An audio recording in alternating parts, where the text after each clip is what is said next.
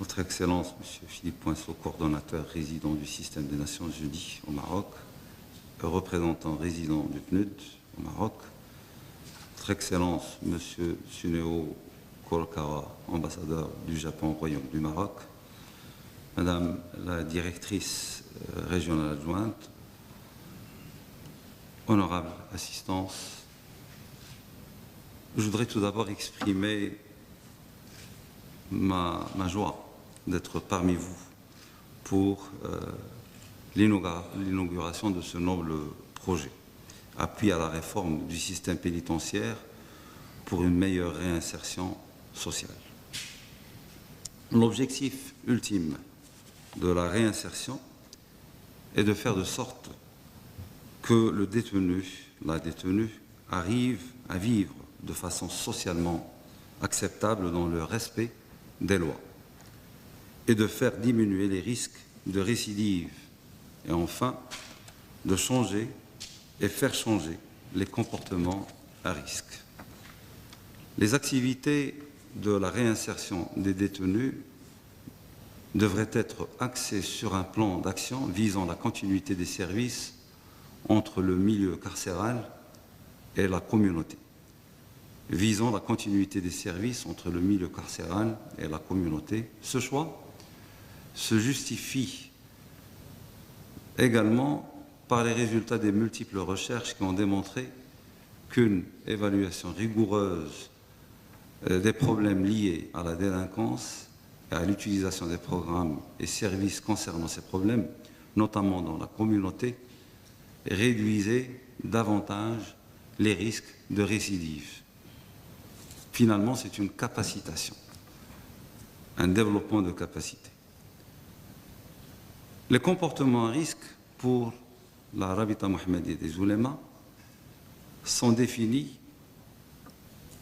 comme toutes les variables comportementales déviées des normes socio-culturelles préconçues et adoptées par une communauté donnée. En tête de liste, bien sûr, évidemment, vient l'extrémisme violent. Puis, on a les addictions, on a toutes les autres émanations qui pourraient être qualifiées de comportements à risque avant qu'elles ne culminent vers l'activité factuelle.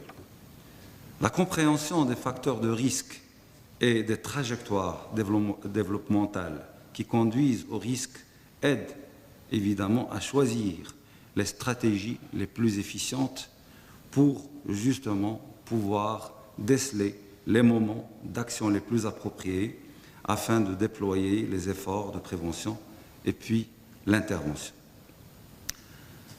L'extrémisme se définissant généralement comme l'opposition active aux valeurs fondamentales préconçues comme le respect des droits de l'homme, le respect de la démocratie, l'état de droit, les libertés individuelles, le respect mutuel et la tolérance des différentes cultures dans ce monde qui n'est rien de plus qu'un petit grain de sable universel suspendu, comme disait Carl Sagan, au rayon de soleil.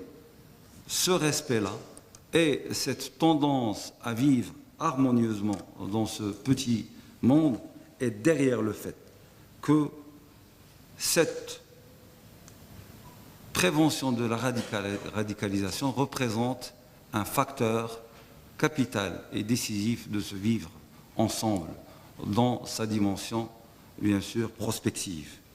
Il a été relevé de la part des chercheurs de par le monde que les prisons pouvaient être des incubateurs pour l'extrémisme violent.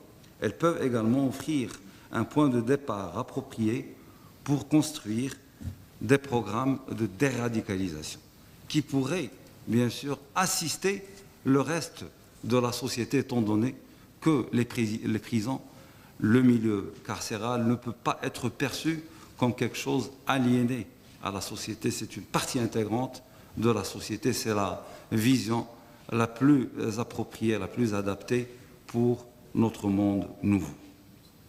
Et justement, cette capacitation devrait avoir ses approches didactiques, pédagogiques et devrait disposer de curriculum qui, entre autres, permettrait une évaluation qui permettrait à son tour une amélioration de ces programmes. Il est préconçu qu'on va développer un kit et 4 catégories vont bénéficier de ce kit, à savoir le personnel des prisons et ulama relais, futurs formateurs des éducateurs pairs, 2 éducateurs pairs sélectionnés parmi les détenus, 3 les détenus qui sont la cible principale et 4 l'entourage des prisons. L'implication des ulama relais dans ce projet a pour objectif d'outiller les détenus d'une meilleure connaissance de la religion et de la culture musulmane pour capaciter ces détenus fragiles à des contre-discours montrant que la religion musulmane est une religion de tolérance et de paix.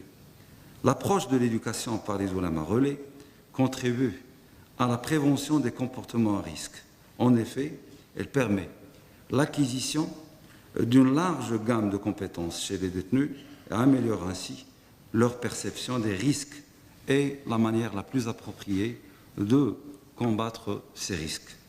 La complexité des déterminants, des conduites et des comportements à risque est telle que seule une action d'accompagnement multidimensionnelle, virtuellement amalgamée de la personne dans son développement est susceptible de lui permettre de construire les compétences désirées qui permettront de prendre en charge par les personnes à risque leur propre existence, y compris dans leur rapport à la prise de risque, aux dépendances, à la violence et bien sûr à l'extrémisme. Cette finalité émancipatrice est celle de toute l'éducation. Prévenir les comportements à risque, promouvoir la tolérance et contribuer à la réussite éducative de tous les détenus correspondent à différents éclairages d'une même perspective éducative. Donc c'est cette approche multidimensionnelle, mais qui est accompagnée par une évaluation permanente. On est honoré, au sein de la Rabita Mohammedia des Oulémas, de vous accompagner dans cette noble initiative qui va se baser sur ces déterminants précités. Éventuellement, ce travail va être d'une grande envergure parce qu'il a une visée d'être un travail indicateur qui pourrait justement initier d'autres initiatives dans notre pays et dans la région. Merci pour votre attention.